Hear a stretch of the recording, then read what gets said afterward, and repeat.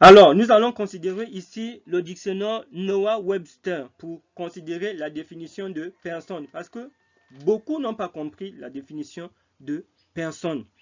Et une personne ici, ce que nous allons découvrir, c'est quoi? Une personne ne signifie pas forcément un être, n'est-ce pas? À part, oui, une personne peut être un être à part, une personne à part entière, mais nous allons voir aussi la seconde définition de personne en considérant ce dictionnaire de Noah Webster. Person. Person, non-person, Latin persona said to be compounded of per, through or by, and sonus sound, a Latin word signifying primarily a mask used by actors on the stage. Donc ici, on va prendre cela, on nous dit que en latin, le mot personne est Latin word signifying primarily a mask used by actors on the stage. Donc ici, on peut dire que le mot personne signifie aussi en latin quoi? Un masque que les acteurs portent par exemple sur leur podium, n'est-ce pas? Par exemple, des gens qui jouent des rôles, n'est-ce pas? Dans des films ou bien dans un théâtre, c'est un masque. Donc quand on dit une personne ici, c'est quoi? C'est un masque. Aussi qu'il ne faut pas oublier. Ici, la première signification qui va nous intéresser des personnes, on dit an individual human being consisting of body and soul. On nous dit que un être humain individuel qui est composé d'un corps et d'une âme. We apply the word to living beings only possessed a rational nature. Nous appliquons le mot, n'est-ce pas, personne, aux êtres vivants qui ont une nature rationnelle. The body when dead is not called a person. On nous dit que lorsque quelqu'un est the body when dead is not called a person. Lorsque la personne est décédée, on ne dit plus, n'est-ce pas, que c'est une personne. It is applied alike to a man, woman or child. On peut l'appliquer à un homme ou à une femme. Donc ici, la première définition nous dit que l'être, n'est-ce pas, une personne peut être appliquée à quoi? À un être qui a un corps et une âme, n'est-ce pas? Cela est appliqué aux êtres vivants qui ont quoi? Une nature rationnelle. Lorsqu'on dit que lorsqu'on meurt, on dit qu'on n'applique plus cela, on n'appelle plus une personne, parce que lorsqu'une personne meurt, elle perd quoi? Elle perd sa nature rationnelle, elle perd aussi son... elle n'est plus une âme vivante. Donc on dit que cela peut être appliqué aux hommes et aux enfants. Et vous avez les autres sens ici, il y a le deuxième, il y a le troisième sens, ce n'est pas ce qui va nous intéresser. Donc nous allons comprendre ici, quand Ellen White a dit troisième personne, nous sommes en train d'étudier cette définition dans ce dictionnaire en anglais pour voir que personne ne signifie pas forcément, n'est-ce pas, un être. On nous dit qu'une personne ici peut être un masque, n'est-ce pas? Une personne, n'est-ce pas? Quand vous portez le masque, ça veut dire, ça voile qui véritablement vous êtes. Donc quand on dit par exemple que c'est la troisième personne de la divinité, ça veut dire que le Saint-Esprit, n'est-ce pas, vient sous une forme, n'est-ce pas? Quand Jésus dit je serai avec vous, là où deux ou trois sont assemblés, à mon nom je serai avec vous, ça veut dire que le Saint-Esprit vient d'une façon, n'est-ce pas, à voiler cet être, n'est-ce pas, qu'est Jésus-Christ lui-même. Et ici, on nous fait comprendre que un être, ça c'est une définition, un être c'est ça, quelqu'un qui est composé d'un corps, d'une âme, d'une raison. Mais c'est aussi un masque, il faut bien comprendre. Et nous allons voir encore une autre définition.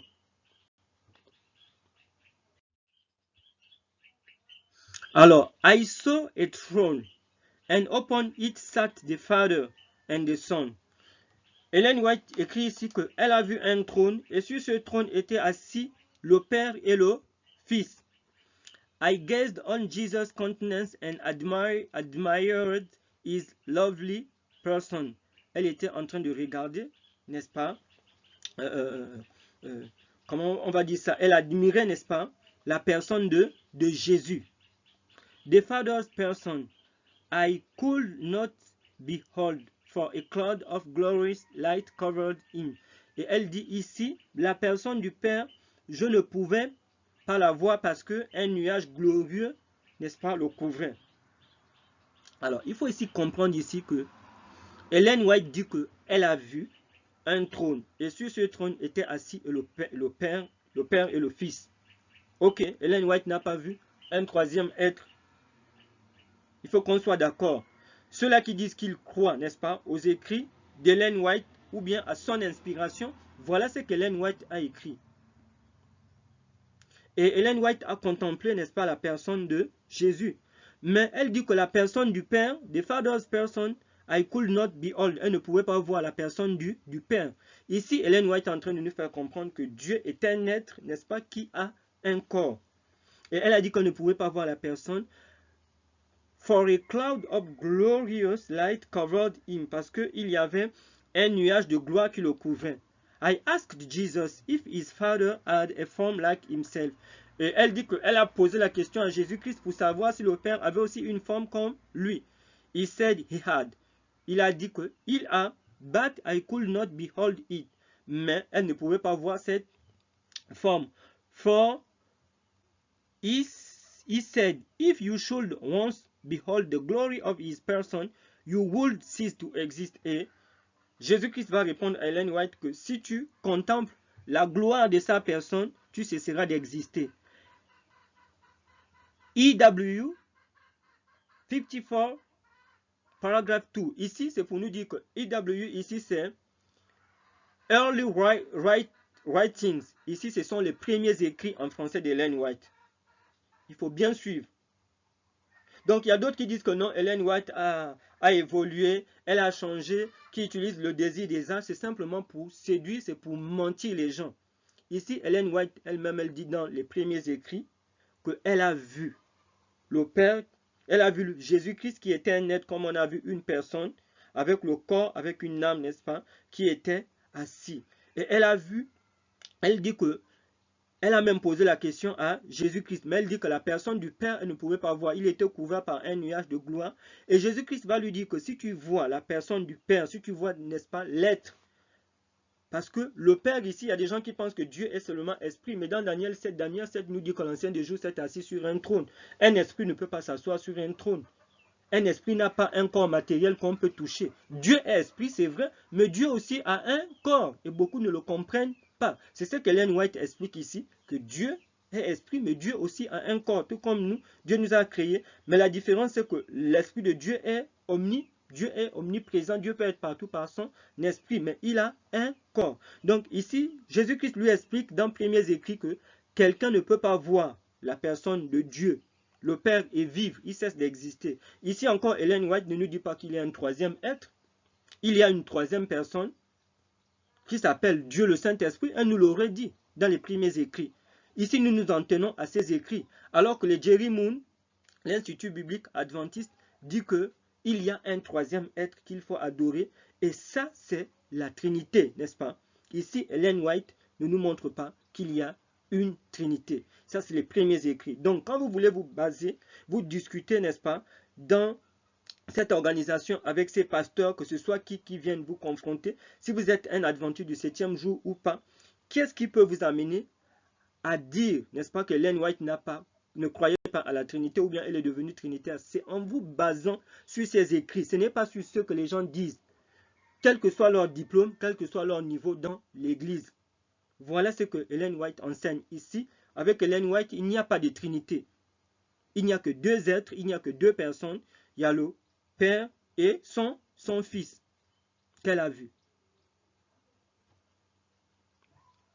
Et Ellen nous a expliqué depuis que la troisième personne, c'est qui? C'est l'omniprésent, c'est l'Esprit de Jésus-Christ.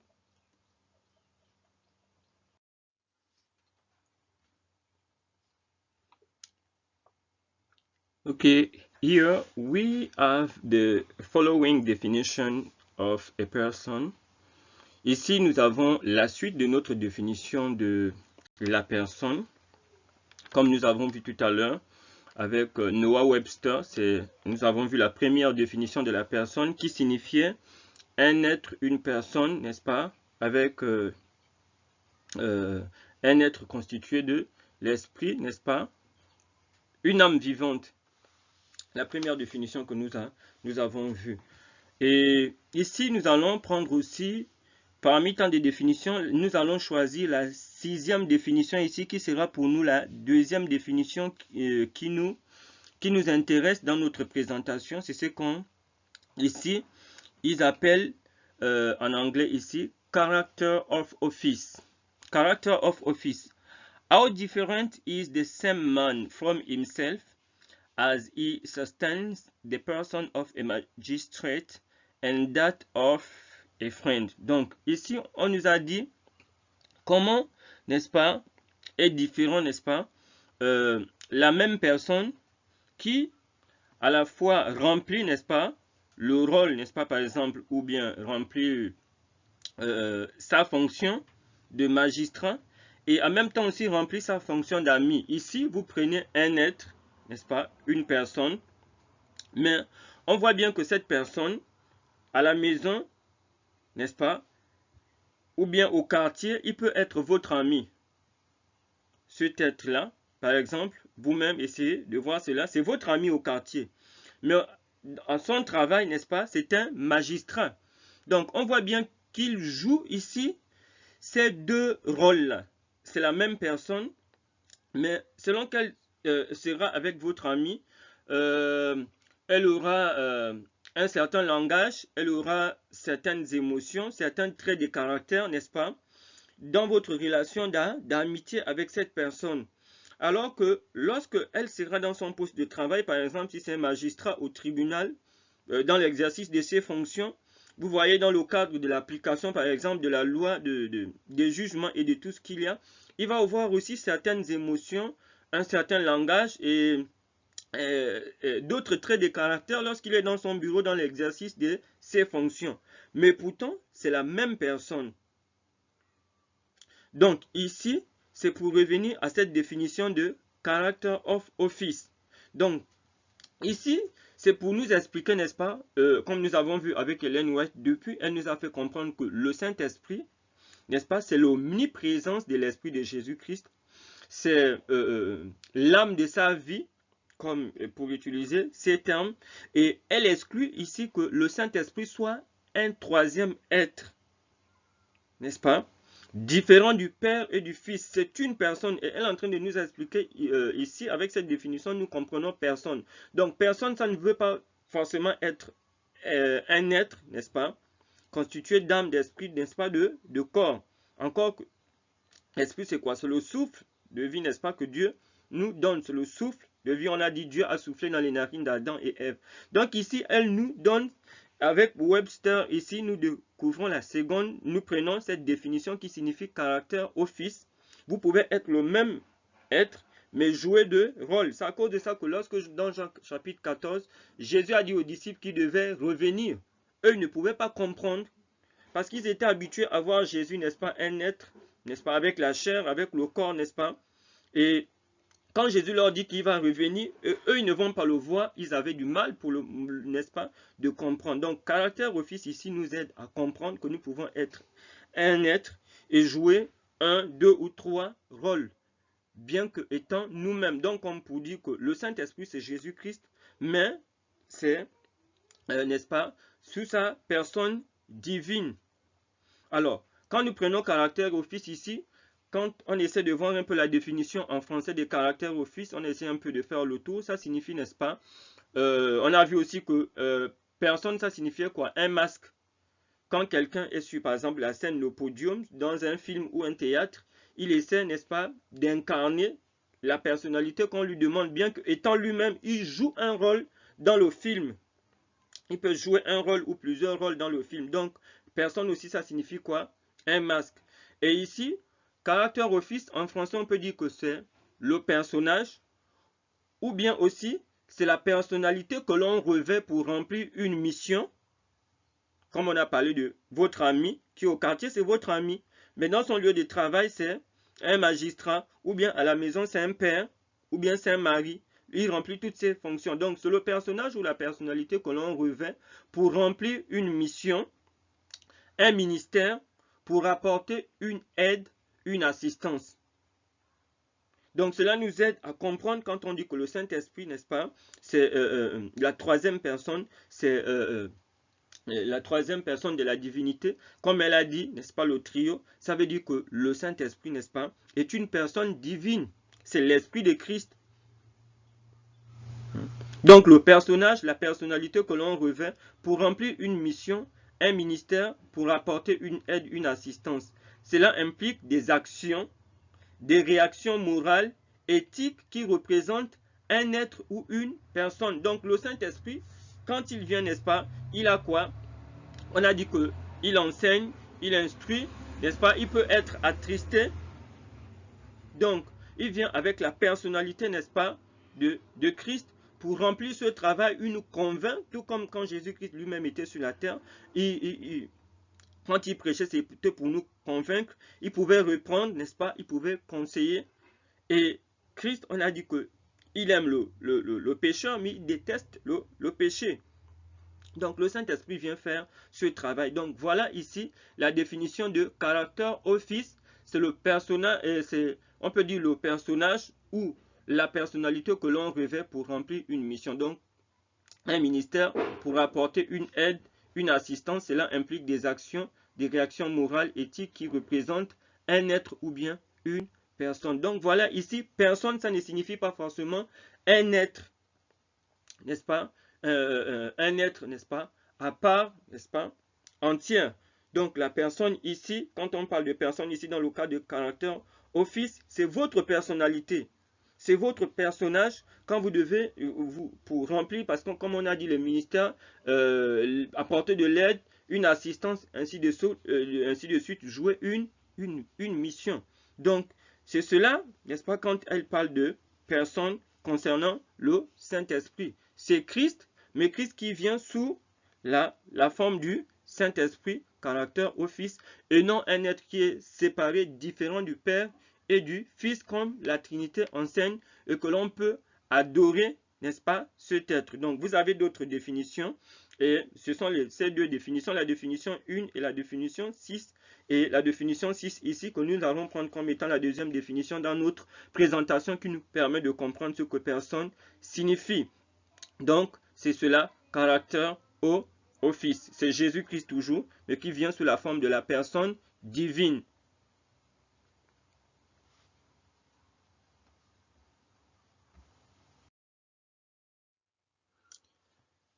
In describing to his disciples the office work of the Holy Spirit, dans la description, n'est-ce pas, à ses disciples, n'est-ce pas, de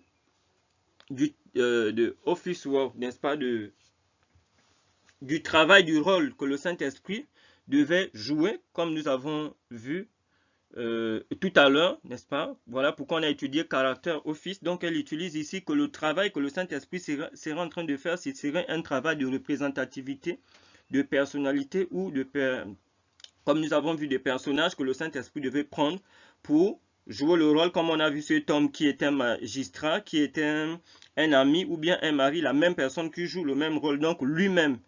In the describing to his disciples the office work of the Holy Spirit, Jesus sought to inspire them with the joy and hope that inspired his own earth. Donc Jésus cherchait ici à leur inspirer avec la joie et l'espoir qui inspirait, n'est-ce pas, son propre cœur. He rejoiced because of the abundant help he had provided for his church. Donc il se réjouissait parce que il y avait une aide abondante qu'il avait pourvue pour son église. The Holy Spirit was the highest of all gifts that he could solicit from his Father for the exaltation of his people. Donc on a dit ici que le Saint-Esprit était le plus grand, n'est-ce pas, des dons qu'il devait solliciter auprès de son Père pour l'exaltation de son peuple. Donc, parce que le Père et le Fils décident comment? Ensemble.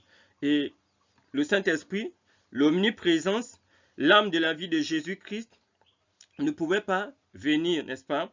Il ne pouvait pas envoyer le Saint-Esprit sans être en accord, n'est-ce pas, avec son Père. The Spirit was to be given as a regenerating agent. Le Saint-Esprit devait être donné comme un agent régénérateur, n'est-ce pas, pour changer, pour transformer les pécheurs que nous sommes. And without this, the sacrifice of Christ would have been of no avail. Et sans lui, le sacrifice de Jésus-Christ serait vain.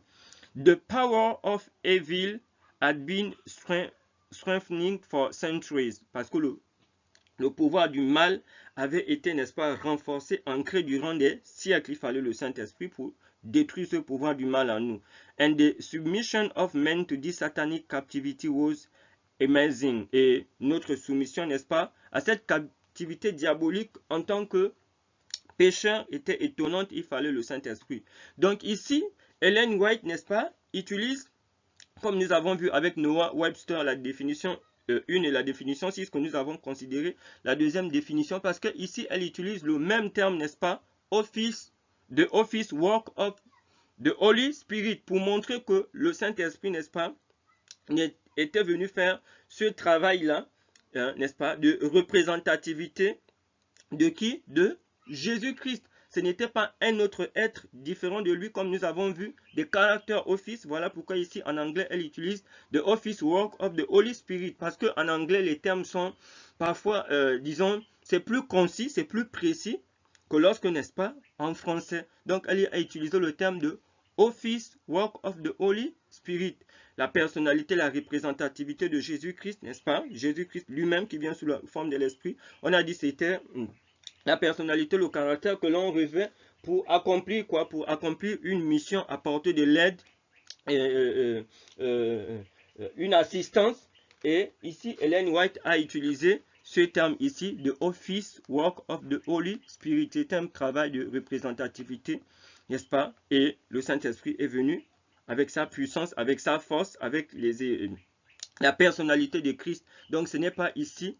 Dans Ellen White a utilisé the office work of the Holy Spirit pour montrer que le Saint-Esprit n'est pas un autre être, n'est-ce pas, qui est différent de Christ, séparé comme enseigne la Trinité, Dieu le Père, Dieu le Fils et Dieu le Saint-Esprit. Ils sont trois, mais ils sont un. Tous sont des dieux, ils sont co-égales, co-éternels. Donc c'est ici Ellen White qui a utilisé cela, et on trouve cela dans Désir des âges à la page 660. Desire of Ages, page 671, paragraphe 2. Donc le deuxième paragraphe.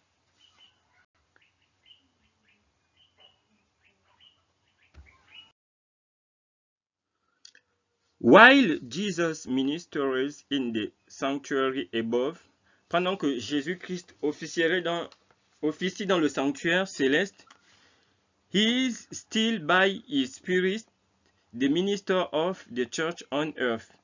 Il est par son esprit, n'est-ce pas, le ministre de l'église sur la terre.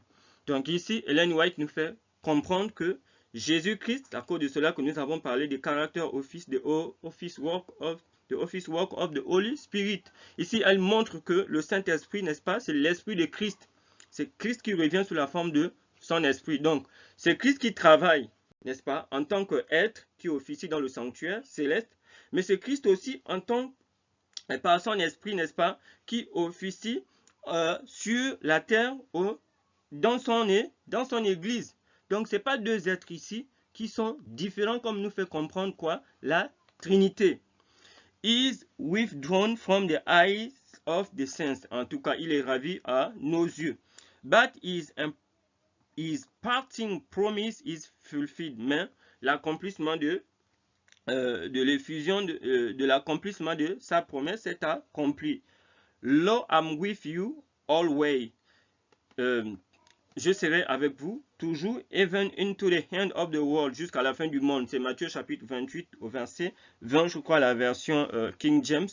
While he delegates his power to inferior ministers, pendant qu'il délègue sa puissance aux ministres, n'est-ce pas, terrestres inférieurs que nous sommes, his energizing presence is still with his church. Donc, sa présence vivifiante est avec son église. Donc ici, Ellen White explique bien que le Saint-Esprit aussi, c'est la présence vivifiante, n'est-ce pas, de Christ qui est avec son église.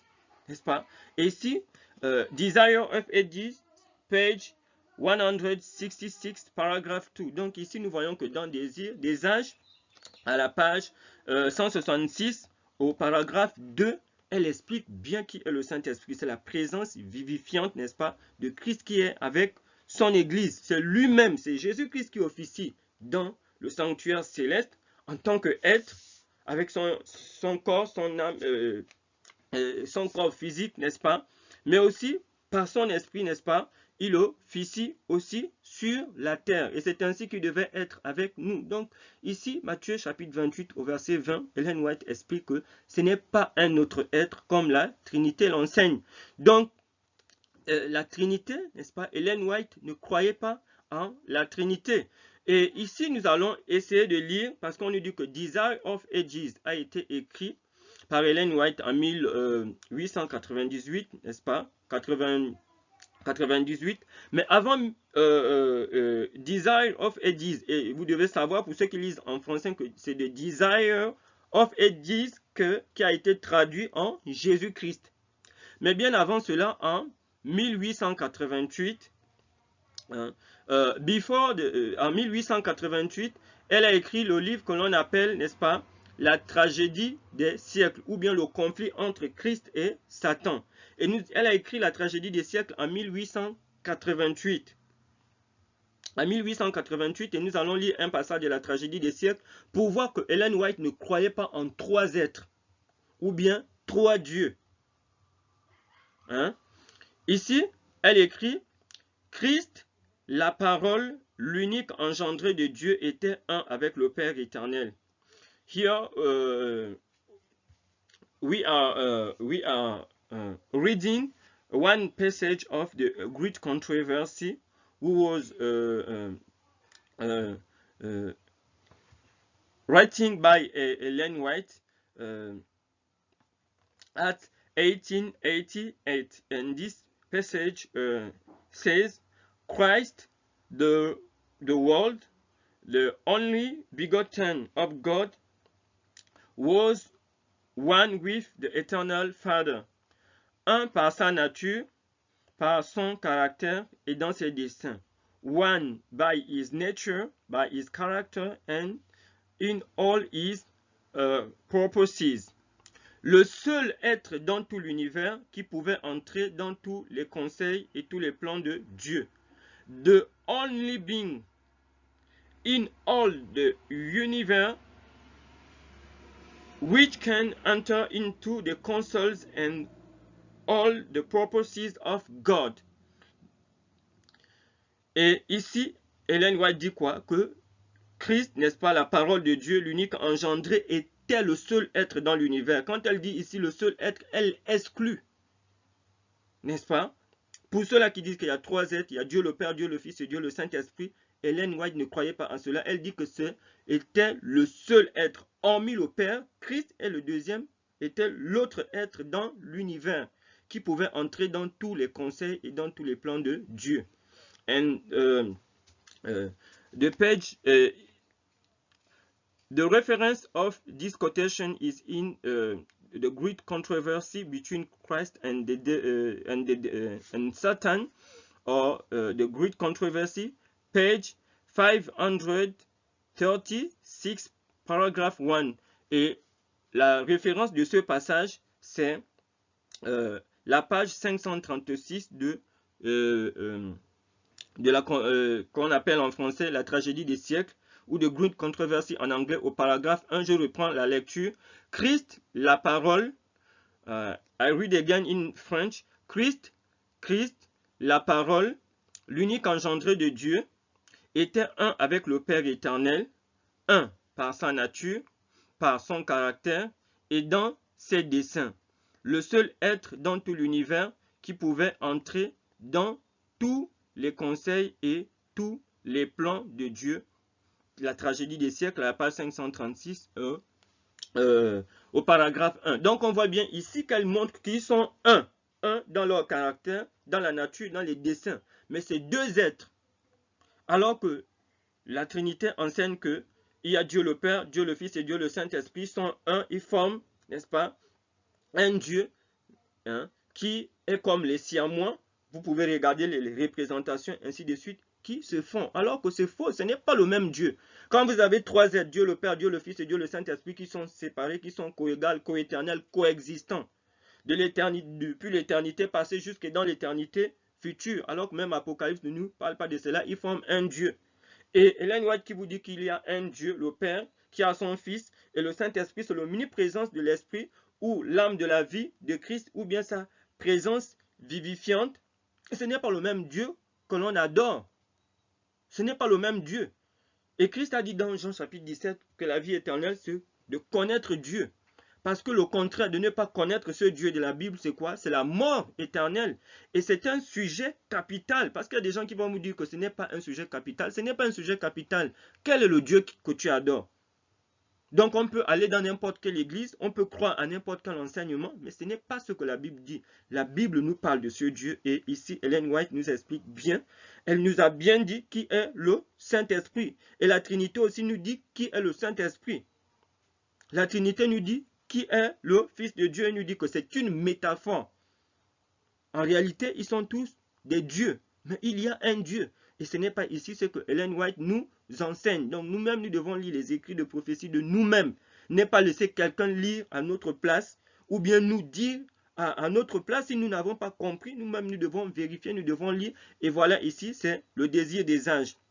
Alors, en 1888, elle a écrit, en 1888, oui, elle a écrit la tragédie des siècles, mais après la tragédie des siècles sera revisée, n'est-ce pas, elle sera révisée en 1911 et Ellen White n'a pas changé parce que si elle avait changé, n'est-ce pas, ce passage-là que nous venons de lire dans la tragédie des siècles, en revisant la tragédie des siècles, n'est-ce pas, ou bien en corrigeant, elle devait changer. And we say that Ellen G. White has written The Great Controversy at 1888. And this passage that we have been reading don't change when she has revised the Great Controversy at 1911. This passage don't change. She said that Christ was the only begotten Son of God, the only being which can enter into the counsels and the purposes of God in the universe. He was the only being. There was not a third being which can enter into the counsels of the Father, God the Father. And it is very important because some says that Ellen G. White has grown in his understanding of the divinity. It is not real.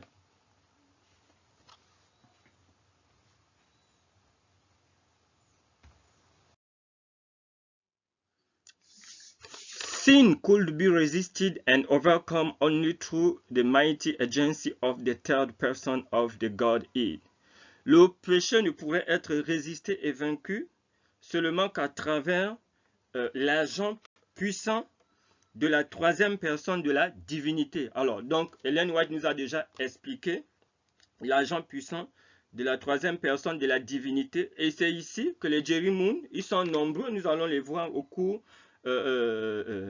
des présentations, n'est-ce pas, qui disent que quand Ellen White a utilisé le terme de third person, la troisième personne de la divinité, là, elle est devenue trinitaire. Donc, eux, ils prennent ces passages hors de leur contexte et ils en font des prétextes pour ceux-là qui ne lisent pas les écrits d'Ellen White eux-mêmes. Parce qu'il faut lire. Quand ils prennent par exemple cette partie, cette phrase, et ils disent, voilà, Ellen White a dit que le Saint-Esprit est la troisième personne de la divinité, c'est fini. Le Saint-Esprit, c'est un être différent, ainsi de suite. Non. Ellen White a parlé abondamment, elle a écrit sur le Saint-Esprit. Et vous allez voir qu'il y a une autre citation qu'ils utilisent pour dire que non, Ellen White a dit que le Saint-Esprit est un mystère. Oui, Ellen White a dit que la nature du Saint-Esprit est un mystère. Mais Ellen White n'a pas dit que l'identité du Saint-Esprit est un mystère. L'identité et la nature sont deux choses différentes. L'identité, c'est ce que nous sommes en train de voir ici. Elle nous dit que le Saint-Esprit, n'est-ce pas, c'est l'omniprésence de l'Esprit de Christ, c'est sa présence vivifiante, c'est l'âme de sa vie comme nous avons vu depuis. Mais alors que la nature, c'est de dire, n'est-ce pas, qui peut dire c'est une personne divine qui a déjà touché, qui a vu le Saint-Esprit pour dire que la matière, ainsi de suite, la nature pour expliquer comment est-ce que Christ, il a cette capacité par son esprit, n'est-ce pas, d'être présent sur la terre. L'esprit de Christ ou bien l'esprit de Dieu, c'est leur esprit puisque Christ a reçu l'esprit de son Père. Christ étant au ciel est capable d'être aussi sur la terre. Ça, l'homme ne peut pas expliquer cela, c'est ce qui fait, n'est-ce pas, de Christ et de son Père, ce qui leur diffère de nous. Parce que nous sommes des humains. Ils sont de la nature de Dieu. N'est-ce pas? Il y a le Père et il est de la nature de Dieu. Il est Dieu par sa filiation. Alors que la Trinité dit qu'il est Dieu, n'est-ce pas? De toute éternité, de co-égal, co-éternel. Il n'a jamais été engendré. Donc ici, il dit que la troisième personne de la divinité, nous avons déjà vu ce que cela signifie. Et il y a d'autres aussi, vous allez les trouver, vont dire qu'ils sont des adventistes, mais ils croient en quoi? Au tritéisme. Tritéisme, ça veut dire il y a Dieu le Père, Dieu le Fils et Dieu le Saint-Esprit. Ils sont séparés de toute éternité, passée jusqu'à l'éternité future, chose qu'on ne trouve pas dans la Bible, dans les écrits d'Ellen White. Ce sont des tritéistes, mais ils disent aussi que ce sont des adventistes du 7e jour. Il y a d'autres qui parlent de l'unitarisme. Il y avait d'abord Dieu le Père. Dieu était d'abord le Père, après il est devenu le Fils en Jésus, après il est devenu le Saint-Esprit. Ce n'est pas ce que la Bible enseigne. Who would come with no modified energy, qui viendra sans une énergie modifiée, but in the fullness of the divine power, qui viendra dans la pleine puissance divine. It is the Spirit that makes effectual what has been wrought out by the world Redeemer.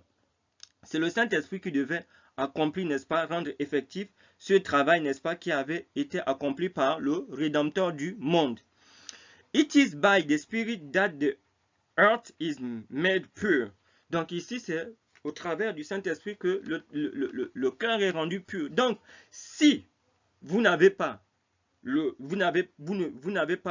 Saint-Esprit, n'est-ce pas, si pour vous, le Saint-Esprit est un autre être différent de Christ, qui est coégal, qui est coéternel, qui n'est pas l'Esprit de Christ, qui n'est pas sa présence vivifiante, vous comprenez, n'est-ce pas, que votre cœur ne peut pas être purifié. Et c'est ce Saint-Esprit-là qui a adoré, qui est chanté, qui fait tomber des gens, ainsi de suite, parce que les gens l'adorent ici, alors que nous voyons ici que le Saint-Esprit, c'est l'Esprit de Christ. Il n'est pas différent de Christ parce que nous avons Dieu, comme on a vu dans les premiers écrits, n'est-ce pas, d'Ellen White. Dieu a un corps, c'est un être, c'est une personne qui s'assoit. Et lorsque vous adorez ce Saint-Esprit qui est un être, qui est séparé de Christ, qui est adoré, qui est vénéré, que l'on appelle, qui donne le feu, comme on voit, ainsi de suite, ce Saint-Esprit-là, ça c'est un autre être. Ce n'est pas le Saint-Esprit que Ellen White a enseigné. Et c'est la Trinité que l'Église adventiste du 7e jour a accepté.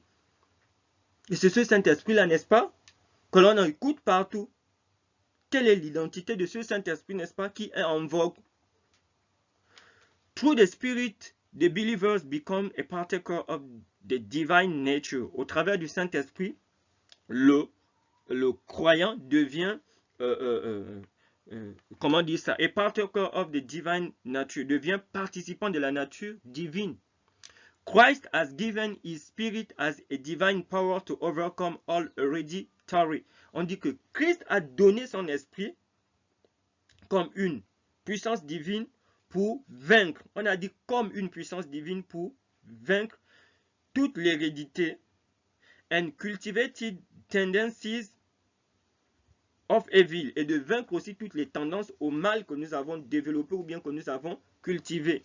And to impress his own character upon his church, et pour imprimer son propre caractère sur son église. Et vous comprenez, si aujourd'hui l'église est malade, si nous sommes malades, on voit toutes ces églises qui pullulent, ainsi de suite, nous n'avons pas le caractère de Christ parce qu'il y a un autre Saint-Esprit que les gens croient, qui n'est pas l'Esprit de Christ, qui est un être différent, co-égal, co-éternel, qui est un Dieu à part.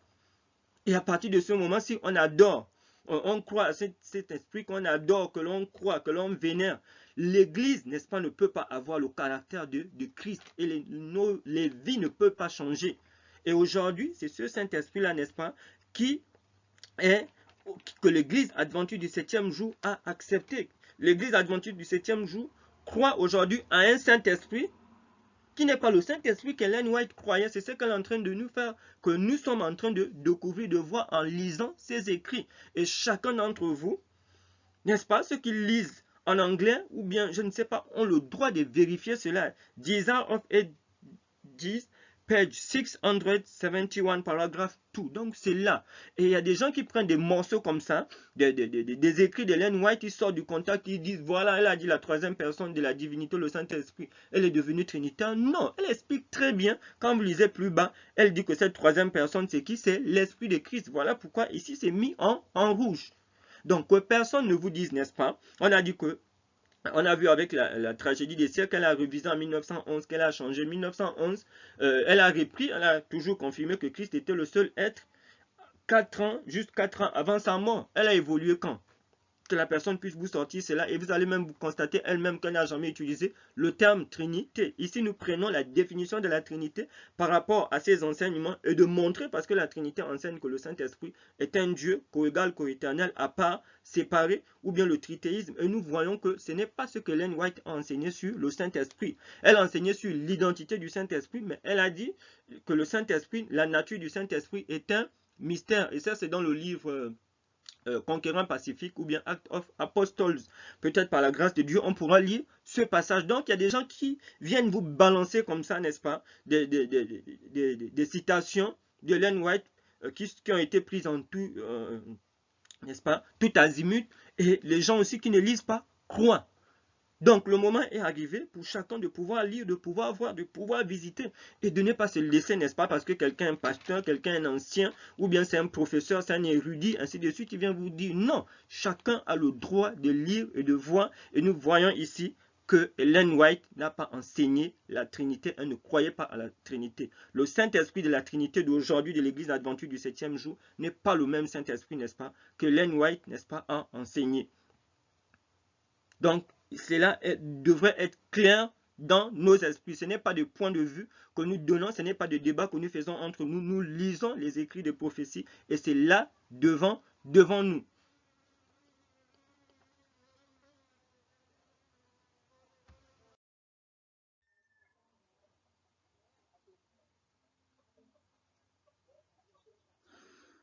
Christ declared that after his ascension, Christ a déclaré qu'après son ascension, he would send to his church his crowning gift.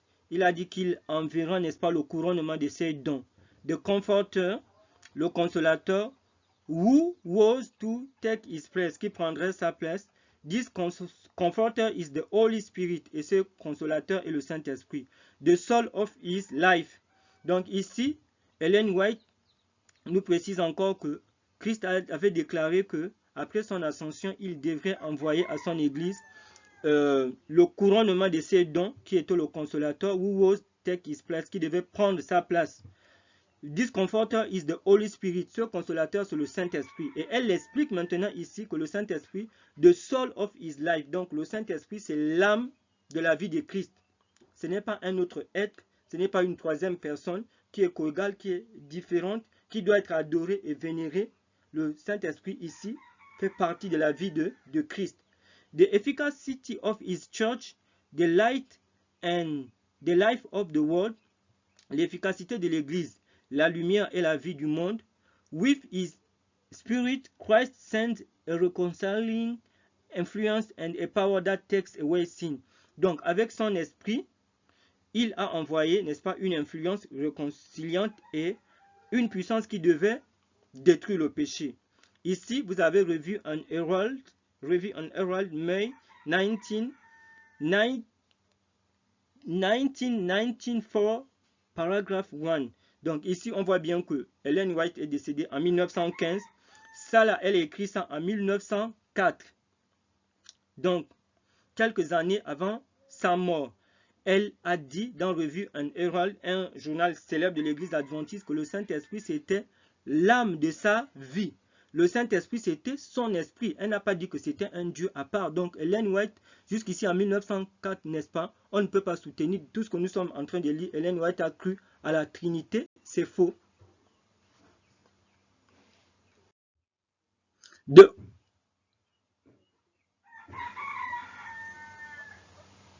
The Holy Spirit which proceeds from the only begotten Son of God.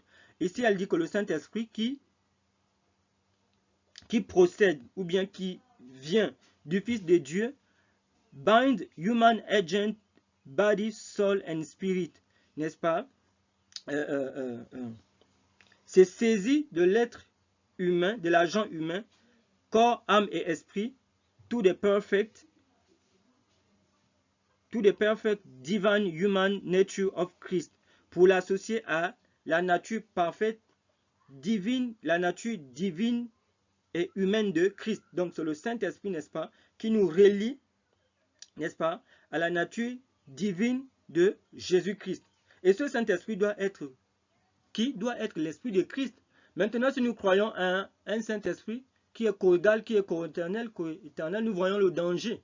Nous ne serons pas, n'est-ce pas, rattachés à la nature divine et humaine de Jésus-Christ. Autrement dit, nous ne pourrons pas être transformés. Ça dépend en quel Saint-Esprit nous croyons. Si nous croyons au Saint-Esprit qui est l'Esprit de Christ, qui est l'âme de sa vie, ce Saint-Esprit, n'est-ce pas, nous relie esprit, âme et corps à la nature divine et humaine de Jésus-Christ pour nous transformer. This union is represented by the union of the vine and the branches. Cette union est représentée par l'union de la vigne et de ses branches. Finite man is united to manhood of Christ. L'homme fini est réuni à l'humanité de Christ. True faith, human nature is assimilated with Christ's nature. Au travers de la foi, la nature humaine est assimilée à la nature de Christ. We are made one with God in Christ. Nous devenons un avec Dieu en Christ. Et pour cela, il faudrait que le Saint-Esprit puisse être qui? L'Esprit de Christ, pas un autre être, pas un autre Dieu, comme enseigne la Trinité. Donc ici, vous avez revu en Herald Avril, le 5 avril 1906, au paragraphe 16. The scriptures declare that Christ is the only begotten Son of God. Les Écritures déclarent que Christ est le Fils engendré de Dieu. Is begotten, not created. Ici, elle dit que les Écritures, l'auteur là nous dit que les Écritures déclarent que Christ est le Fils engendré de Dieu. Alors que nous avons vu que l'Église adventiste actuellement enseigne que Jésus-Christ n'est pas le Fils engendré, que c'est une métaphore. En réalité, il est Dieu, co-égal, co-éternel avec le Père et avec le Saint-Esprit. Is begotten, not created. Donc, engendré ne veut pas dire quoi? Créer.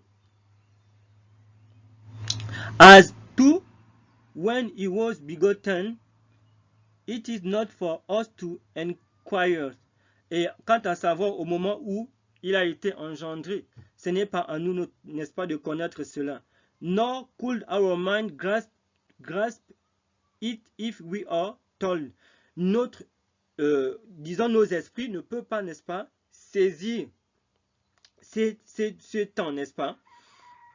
The prophet Micaiah tells us that we can know about in it this world. Le prophète Michée nous a dit que nous pouvons connaître cela au travers de ces mots. But do Bethlehem Ephrata, do be little among the thousands of Judah. Toi Bethléem Ephrata, la plus petite parmi les milliers de Judas, yet out of these shall he come forth into me, that is to be the ruler of Israel. De toi sortira celui qui sera, n'est-ce pas, le dirigeant d'Israël. Whose going forth have been from old, from the days of eternity. Micaiah chapitre 5 verse 2. Donc ici, c'est ce passage de Michée, n'est-ce pas, où Michée nous fait comprendre que l'origine de Christ remonte comment? Aux temps anciens. Ça veut dire que le temps où Jésus a été engendré, pour notre mentalité humaine, cela semble, n'est-ce pas, de l'éternité.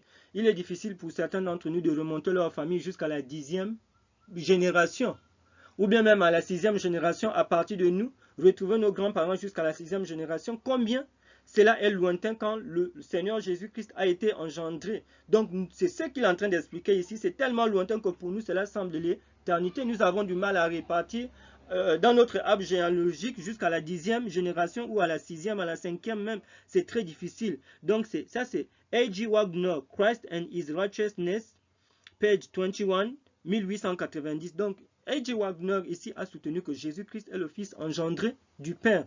Il a été parmi les pionniers de cette église adventiste du 7e jour. A.G. Wagner ne croyait pas, n'est-ce pas, à la Trinité, à la nature métaphorique de la relation entre le Père et le Fils, alors qu'ils disent que c'est une métaphore, comme dit l'Institut biblique de l'église adventiste du 7e jour aujourd'hui, comme dit Jerry Moon. Et il ne croyait pas à la Trinité. Pour lui, Jésus-Christ était le Fils engendré du Père, non le coégal, le coéternel. There was a time when Christ proceeded forth and came from God. Il fut un temps où Jésus-Christ, n'est-ce pas, procédé est venu du Père, n'est-ce pas? From the bosom of the Father. Comme nous pouvons lire cela, John chapitre 8, verset 42. John chapitre 1, verse 18. Donc, Jésus-Christ a été engendré par son Père, comme nous pouvons le lire dans Jean chapitre 8 au verset 42 ou bien dans Jean chapitre 1 au verset 18. But that time was so far back in the days of eternity that to finite comprehension, it is practically without beginning. Donc, c'est un temps tellement reculé que nous, cela semble une éternité pour nous que nous ne pouvons pas comprendre. A.G. Wagner, Christ and His Righteousness, page 21, 1890. Donc ici, A.G. Wagner répète encore, il croyait, n'est-ce pas, comme Ellen White, que Jésus-Christ, James White et bien d'autres, que Jésus-Christ était le Fils engendré du Père. Il ne croyait pas à la Trinité. Et que le temps qu'il a été engendré, cela remonte tellement à l'éternité. Il suffit de lire dans Jean chapitre 8 au verset Jean chapitre 8 au verset 42 où Christ dit qu'il est sorti, il est venu du Père, ou bien Jean chapitre 1 au verset 18 pardon. 2 years later, Leroy Ephraim in Movement of Destiny argued for a earlier inception of Trinitarianism, maintaining that A.G. Wagner had become essentially Trinitarian or at least anti-Arian as early as 1888, but only by special pleading could he sustain that aspect of his hypothesis. Ici, Jerry Moon, Andrews University Seminary Studies, volume 41. Ici, ils disent que 2 ans plus tard, Leroy Froome, n'est-ce pas, dans Mouvement des Destinées, a argumenté que au moment du commencement du mouvement du trinitarisme, n'est-ce pas, A.G. Wagner était devenu essentiellement trinitaire ou bien anti ou au moins anti-arien, n'est-ce pas? Selon ce qu'on lit dans des documents, les ariens, pour certains, c'est ceux-là qui disent que Jésus-Christ a été créé. Non. Ici, nous avons lu tout à l'heure les écrits de Wagner. Wagner n'a jamais été trinitaire, parce que les trinitaires ne croient pas que Jésus-Christ est le Fils engendré. Ils croient que Jésus-Christ est le coégal et qu'il n'est même pas le Fils de Dieu, c'est une métaphore. Alors que Wagner croyait que Jésus-Christ était le Fils engendré du Père. Et il n'a pas dit que Jésus-Christ a été créé, il a dit que Jésus-Christ a été engendré. Et il dit que cela remonte à 1888, ce qui n'est pas vrai. But only by special pleading could he sustain that aspect of his hypothesis. Est-ce que Jerry Moon peut soutenir cela? Pas du tout. Donc nous voyons que ce soit Ellen White, que ce soit A.G. Wagner, les Jerry Moon, tout cela, la théologie d'Andrews University, tous ceux qui sont à la tête, n'est-ce pas, l'église adventiste aujourd'hui, n'est-ce pas, fait des affirmations, leur attribue des enseignements qui ne sont pas vrais. Et pour découvrir la véracité, il faut lire leurs propres écrits.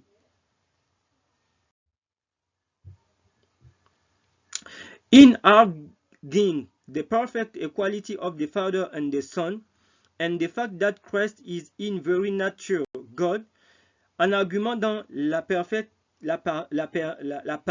en argument quant à la parfaite égalité du Père et du Fils, et le fait que Christ est is in the very nature God est véritablement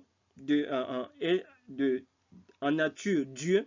We do not design to be understood as teaching that the Father was not before the Son. Donc ici, l'auteur est en train de nous faire comprendre que, en argument l'égalité entre le Père et le Fils, nous ne sommes pas en train de souligner le fait que Jésus-Christ n'est pas Dieu. Jésus-Christ est le Fils de Dieu. Le Fils de Dieu, par nature, il est Dieu. Mais cela ne veut pas dire ici que ils ne veulent pas enseigner que le Père n'était pas avant le Fils, n'est-ce pas? Le Fils d'un homme est un homme. Le petit d'un animal est un animal. Donc, par conséquent, il y a un temps entre le Père et le Fils, le temps qu'il a été engendré. Donc, en disant ici que Jésus-Christ est Dieu, oui, par nature, il est Dieu parce qu'il est le Fils de Dieu, il a été engendré. Mais cela ne veut pas dire qu'il a été avant le Père. Le Père est plus grand parce qu'il était avant lui. Donc, ils ont la même nature. Ils sont, n'est-ce pas? Le Père a fait de lui son égal. It should not be necessary to guard this point, lest some should think that the Son existed as Son as the Father. Il n'est pas nécessaire de garder ce point de vue et de penser que le Fils a toujours existé. Et comme on a vu avec Wagner, n'est-ce pas, ce temps remonte tellement loin comme dans Michée. Yet some go to that extreme, mais il y a certains qui vont dans cet extrême pour dire que il est co-égal, il a existé de toute éternité avec le Père. Dans ce cas, il n'a plus été engendré. Which add nothing to the dignity of Christ. En disant cela, on n'ajoute pas de dignité à Christ. But rather, puisque lui-même a dit que le Père est plus grand que lui lorsqu'on lit dans les évangiles. But rather detract from the honor due to him. Mais cela n'en add nothing to the dignity of Christ, but rather detract from the honor due to him. En faisant cela, n'est-ce pas, ce n'est pas en disant cela que le Père a été avant lui qu'on lui enlève un honneur quelconque. Since many throw the whole thing away rather than accept a theory so obviously out of harmony with the language of the scripture. Ici, il est en train de dire que beaucoup, n'est-ce pas, acceptent cette théorie enlevant évidemment, n'est-ce pas, l'harmonie dans les Écritures. Michel nous a dit que ces temps remontent très haut. Lui-même, il nous a parlé dans Jean chapitre 8, verset 42. Il a dit qu'il est venu du Père. S'il est venu du Père, il a la même nature. Il est Dieu, n'est-ce pas? Mais il est soumis à son Père. Son Père a été avant lui. Mais alors que la Trinité dit qu'il est Dieu, il est comment? Il est co-égal, il est Dieu le Fils. Non, il est le Fils de Dieu. C'est par nature qu'il est Dieu. Mais la Trinité dit qu'ils sont co-égales. Ils ont existé de toute éternité. Dieu le Père, Dieu le Fils et Dieu le Saint-Esprit. Que la filiation, c'est pour dire qu'en réalité, il n'y a pas de Père, il n'y a pas de Fils. C'est ce que la Trinité soutient. Mais lorsque vous lisez dans 1 Jean, au chapitre 2, au verset 22, Jean nous dit que l'antichrist est celui-là qui réunit le Père et le Fils, qui dit qu'il n'y a pas de Père, il n'y a pas de Fils. Et la Trinité soutient qu'il n'y a pas de Père, il n'y a pas de Fils. Et ça, c'est l'antichrist. That Jesus is the only begotten of Son. Jésus est le Fils engendré du Père. Ça, c'est H.G. Wagner qui écrit cela en 1889, alors qu'en 1888, n'est-ce pas, ils ont dit que non, H.G. Wagner, dans la slide qui vient de passer, qu'il était devenu trinitaire. Non. Ou bien anti-arien. Il n'a jamais cru que Jésus-Christ a été créé. Donc il faut lire les écrits de ces pionniers de l'église adventiste de vous-même. Donc ce n'est plus le même Dieu qui est adoré.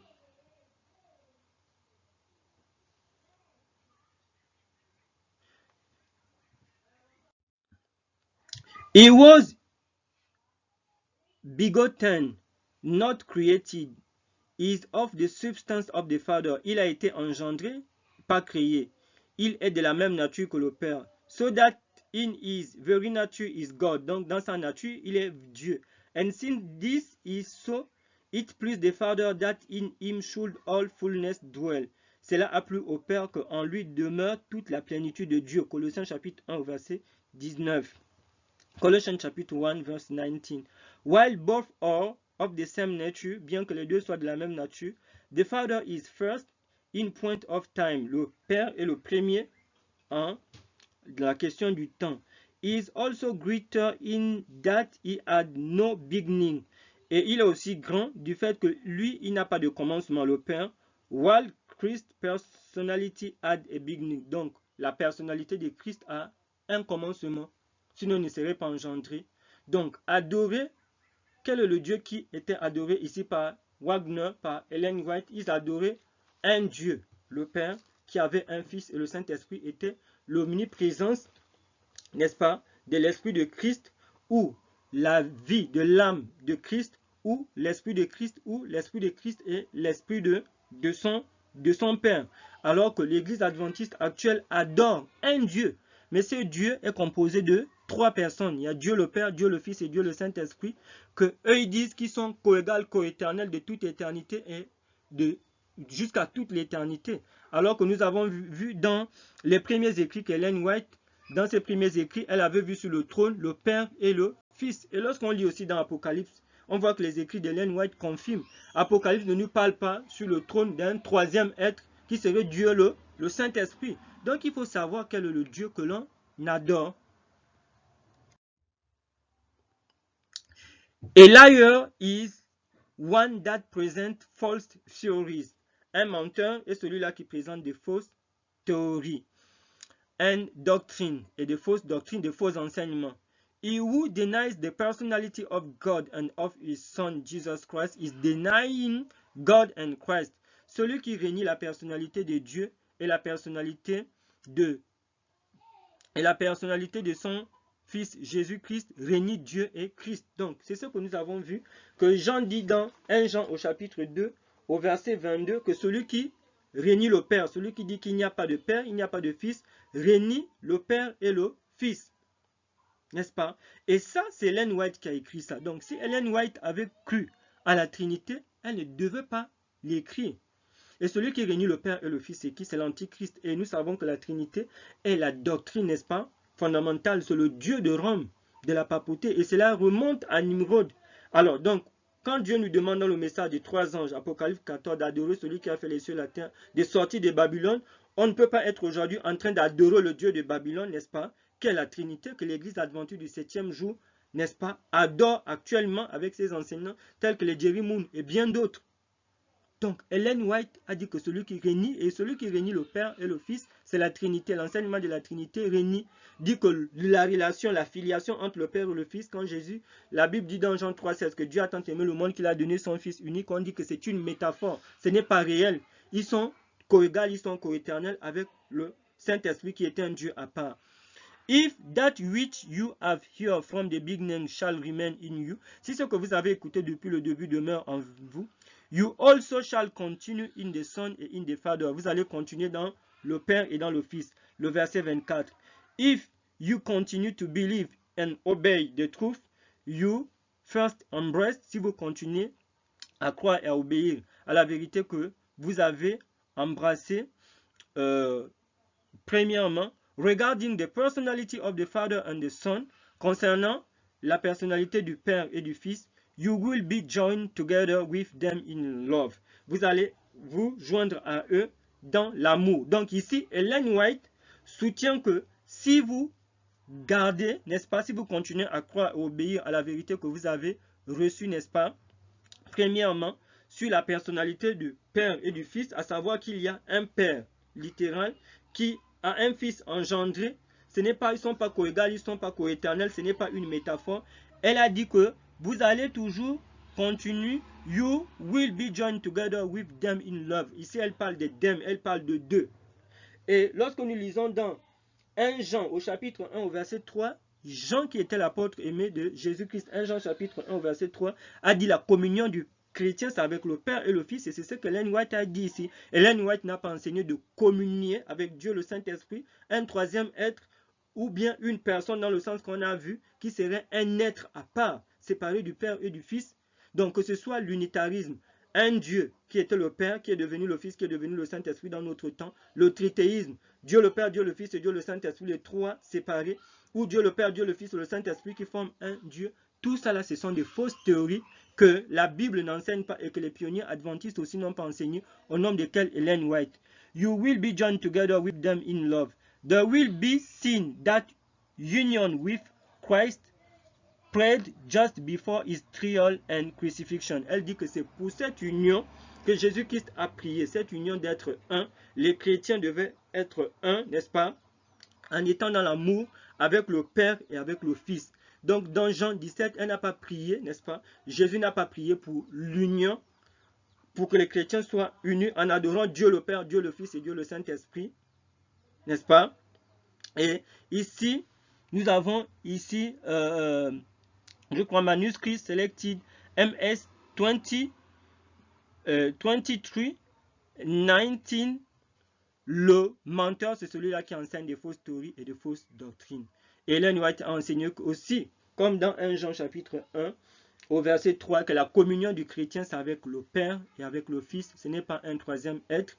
Et nous avons vu ce en quoi Ellen White croyait quand elle a dit le trio céleste, n'est-ce pas? La troisième personne, c'est l'Esprit de Christ. Ce n'est pas Dieu le Saint-Esprit qui est coégal, coéternel. Et lorsqu'elle a parlé du trio céleste, voilà ce que ça signifiait, ou bien la troisième personne. Ellen White n'a jamais cru à la Trinité, encore moins Wagner, Eddie Wagner et bien d'autres pionniers, étant donné que la Trinité est rentrée dans l'Église adventiste du 7e jour en 1980, un peu bien avant, en 1931. C'est un autre Dieu aujourd'hui qui a adoré, c'est le Dieu de Rome. D'où ceux qui croient aux écrits d'Ellen White, comme nous sommes en train de lire, doivent sortir de cette église adventiste du 7e jour actuelle parce que ce n'est pas le même Dieu. Et ne vous laissez pas séduire par ceux-là qui disent que Ellen White a cru à la Trinité, elle a enseigné, ou Wagner, ou bien qui que ce soit. Nous voyons que c'est faux. Et cela confirme dans la Bible, n'est-ce pas? Cela confirme dans 2 Corinthiens chapitre 3, je crois au verset 17, où Paul dit que l'Esprit c'est le Seigneur. Ou ici Jean nous dit dans 1 Jean chapitre 1 au verset 3 que la communion du chrétien, c'est avec le Père et le Fils, où Jésus-Christ lui-même a dit dans Jean, je crois, chapitre 14, au verset 23, que le Père et moi, nous reviendrons. Donc, le Saint-Esprit n'est pas un autre Dieu. Ça, c'est un autre enseignement. C'est un Dieu étrange qui est adoré actuellement dans l'église adventiste du 7e jour. Ce n'est pas le même Dieu que les enfants de Dieu qui croient à la Bible seule doivent adorer, ou bien ceux qui croient aux écrits d'Ellen White doivent adorer. Et chacun d'entre nous est appelé à sortir de Babylone avec le message des 3 anges. On ne peut pas adorer le même Dieu que Rome. Et nous voyons que c'est la Trinité. Alors, puisse l'Éternel bénir chacun d'entre nous, alors qu'il y a des gens tels que les Jerry Moon et bien d'autres, n'est-ce pas, qui enseignent que Ellen White a enseigné la Trinité, ainsi de suite. Nous voyons que c'est faux, ou bien les pionniers. Et voilà ce qu'elle a enseigné. C'est un autre Dieu. C'est le Dieu de Rome. Et Dieu nous invite à sortir de cette organisation en nous basant sur la foi. Parce que ici, c'est parce que les écrits d'Ellen White vérifient la parole de Dieu que nous prenons. Et si ces écrits, si Ellen White avait cru à la Trinité, n'est-ce pas, cela ne pouvait pas être un enseignement biblique. Parce que la Bible, la divinité selon la Bible, selon les Hébreux, quand vous lisez dans Jean chapitre 4, avec la femme samaritaine, Jésus-Christ, si je ne me trompe, dans Jean chapitre 4, l'histoire de la femme samaritaine, en tout cas dans Jean chapitre 4, Jésus a dit aux Samaritains que vous adorez un Dieu que vous ne connaissez pas. Nous, nous adorons un Dieu que nous connaissons. Donc, les Hébreux, les Juifs connaissaient le Dieu qu'ils adoraient. Il n'a pas demandé de croire à un mystère.